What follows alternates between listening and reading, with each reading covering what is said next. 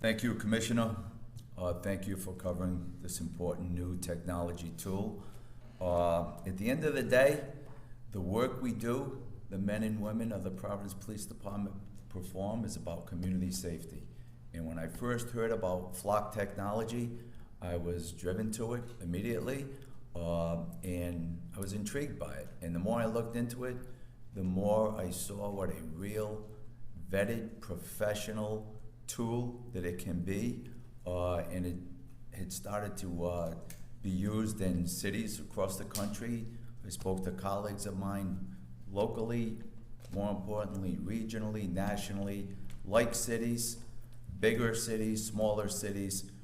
Fantastic tool, and most importantly, it has the transparency and accountability built in that will continue the work we do in building public trust in this community.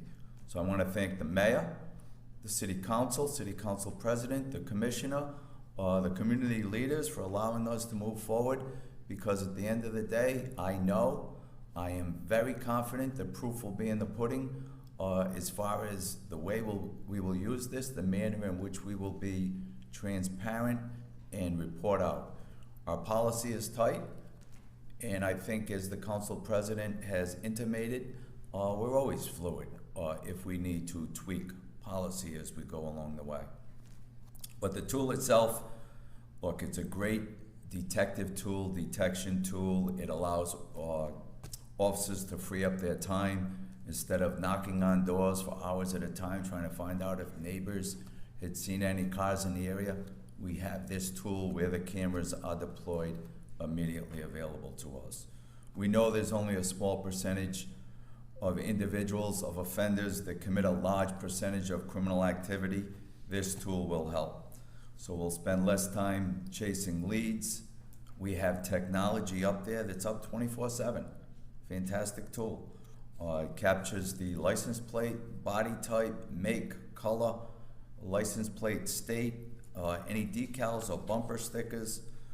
And again, there are measures in place to make sure that we are transparent every step of the way. And you'll hear more about that from Josh. The cameras are solar power. For this pilot program, we will have 25 cameras. There is no cost to the city for this initial program for 1 year. The data storage and footage is encrypted. It defaults permanently to a 30-day deletion on a rolling basis. So when a plate is entered, when it hits the 30-day mark, it's automatically deleted. We, the City of Providence, own 100% of this data that's captured. Flock will never share or sell the data. We have the ability to grant other law enforcement agencies information as it relates pursuant to our policy for criminal events only. And again, our policy is clear, and the direction from the top of this organization will be clear. It is only for criminal investigations. And again, the proof will be in the pudding at the end when we begin to be transparent and report out to the City Council. And there's a component in there for us to report and allow the audit to be seen by the Providence External Review Authority as well.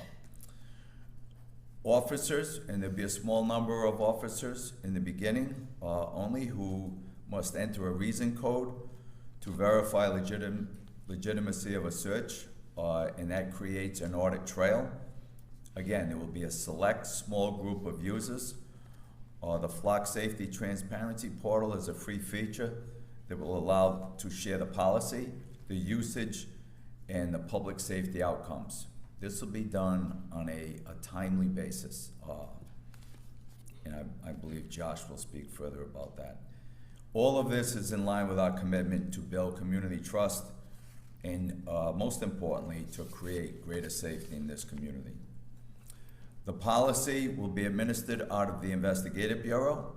Only trained officers and dispatchers will be allowed to enter and enter the technology. Once again, criminal investigations only. There has to be a second action. It can't just be the the hot list alert, there has to be a second action of probable cause for an officer to effect a car stop in the event there is an error. So probable cause, as always, is a key in any car stop that we have in any police action. A police report will be generated on all flock activity. Anytime we have usage of flock, there will be a generated police report with a number that will be accessible by the media and the public. Stored for 30 days, purged immediately thereafter. And again, the audits and the report will be every 30 days for the first year to the City Council, and also access to para. So we're excited about the use of this technology. I think it'll be a great tool to continue to keep this city safe. And I'll turn it back over to the Commissioner. Thank you, Colonel. Like any technology, we research and see what other cities are doing, what their policies are, and that's what we've done for the last couple of months. Is we know we need to get it right. We know that there's concern out there, and we rely on those folks in our business across the country that are police chiefs, but also with a vendor who's been at this for quite some time. So we relied on Flock, and Josh Thomas, who's here from Flock as the Vice President of Communication, we consulted with him and his team so we get it right for crime investigations, crime deterrence, and crime, to prevent crime more than have to investigate. But this is somewhat of a game changer for law enforcement, as we've seen in other cities in the U.S., and I think it's going to be a game changer for us, but we're going to take this slow and make sure that we get it right and that the public feels comfortable that it's being used for crime and crime deterrence and investigation. So I'll ask Josh to come up and say a few words about his perspective, and particularly if there are any subsequent questions after he's done, he can add some technical responses to any questions that you may have. Josh? Thanks, Commissioner. I just want to thank everybody today, Mayor, Council President, Colonel Clements. Look, this is we built our company because crime's a problem that we all agree we have to solve. But we believe it's possible to do that in a way that protects our civil liberties and mitigates human biases. We've done that from the beginning, since our company was founded on those principles. It's possible for us to increase public safety while also protecting our civil liberties and mitigating human biases. And it's happening. It's happening in thousands of cities around the country. It's happening locally. Here, Cranston has already seen incredible success with this exact same technology. It's been live there for 11 months. 40 recovered stolen vehicles. Those are 40 people who got their car back. People who want to be able to go to the grocery store, take their kids to school. They've got their car back. It would have been gone. 7 missing persons in Cranston. I'm a father of 3, and that the worst case scenario is to see a child go missing. Cranston has been able to already use this technology to recover missing people. There are literally hundreds of cases like this around the country. Amber alerts being solved, silver alerts being solved, violent offenses. The really unfortunate thing that happened over this weekend, as the mayor talked about, we've seen those exact same types of situations solved with this technology. Now it's doing that with indiscriminate evidence, not targeting any people, any group, any affiliation. It's taking a picture of the back of cars. The majority of crime happens with a car. 70% of all crime is done with a vehicle. People drive in, commit crime, and drive out. So we take pictures of the back of the cars, not the people. We don't know who the driver is. We don't know who the registered owner is.